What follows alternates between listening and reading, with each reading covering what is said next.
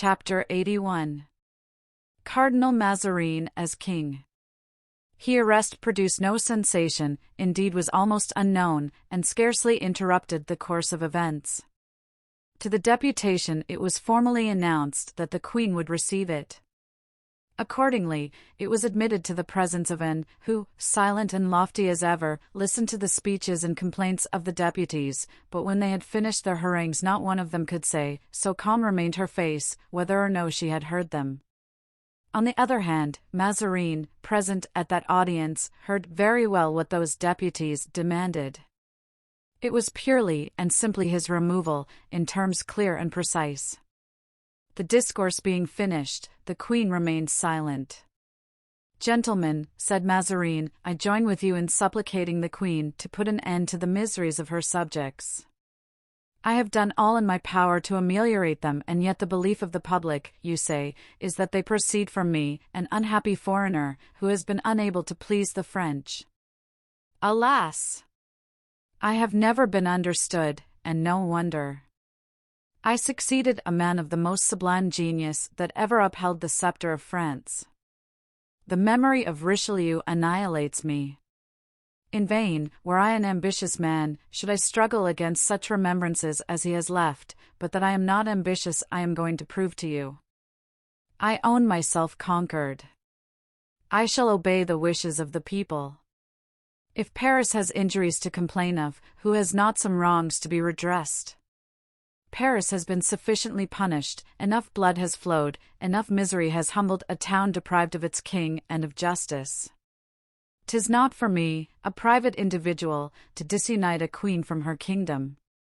Since you demand my resignation, I retire."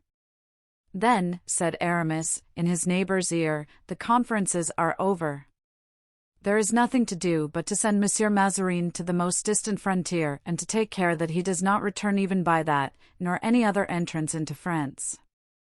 "One instant, sir," said the man in a gown, whom he addressed, a plague on't.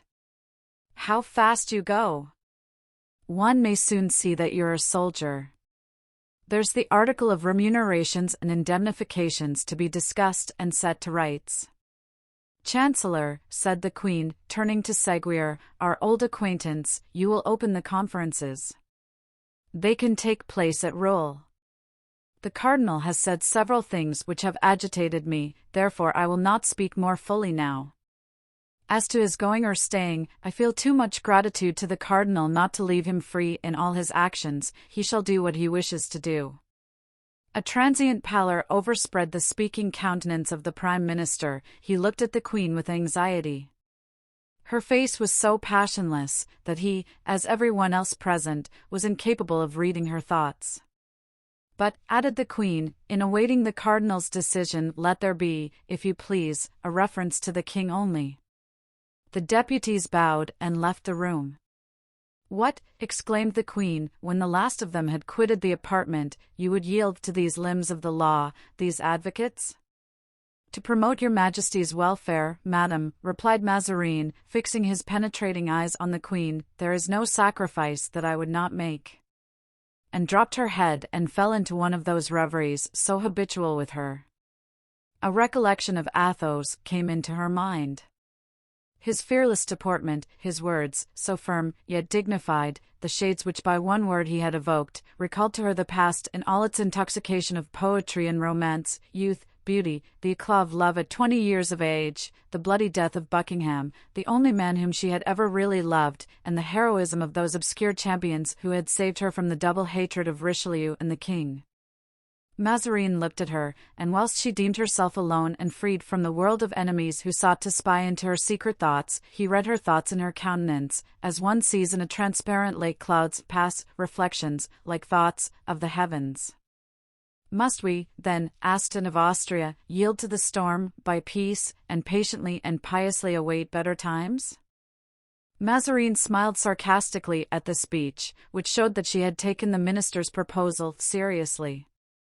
Anne's head was bent down. She had not seen the Italian smile, but finding that her question elicited no reply she looked up. "Well, you do not answer, Cardinal, what do you think about it?"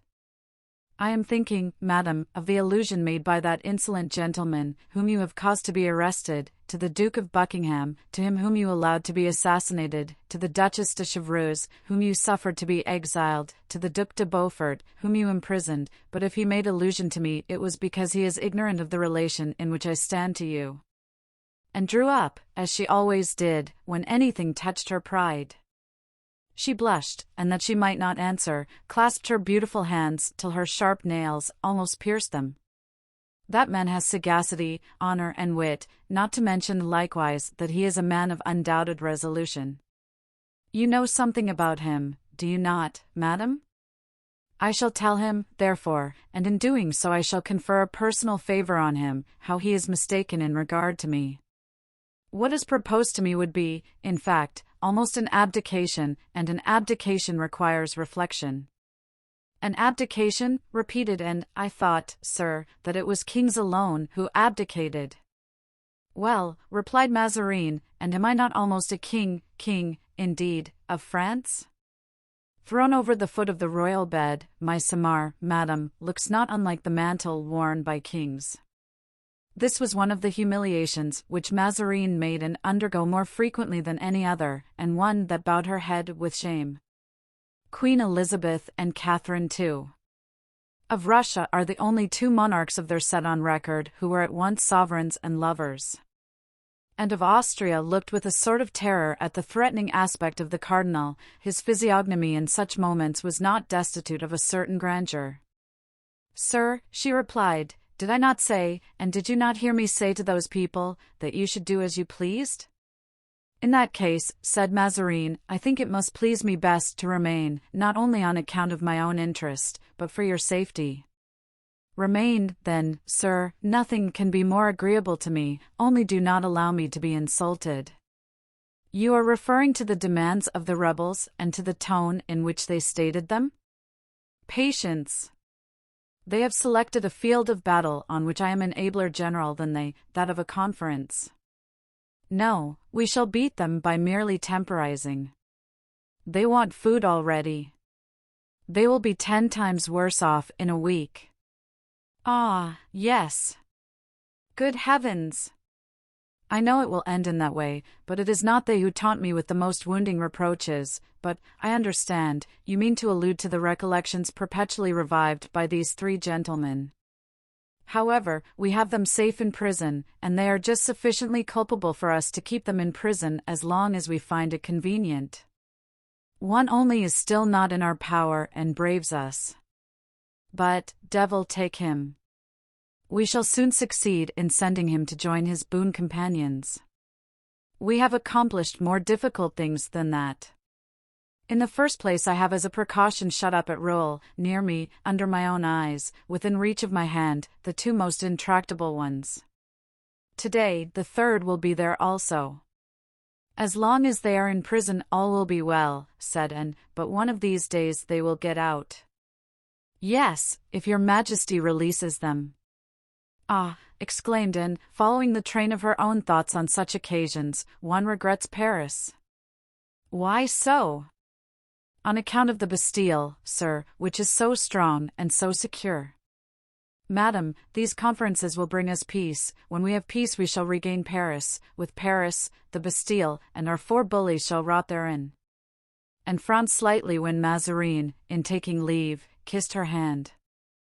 Mazarin, after this half-humble, half-gallant attention, went away. And followed him with her eyes, and as he withdrew, at every step he took, a disdainful smile was seen playing, then gradually burst upon her lips. I once, she said, despised the love of a cardinal who never said I shall do, but I have done so and so.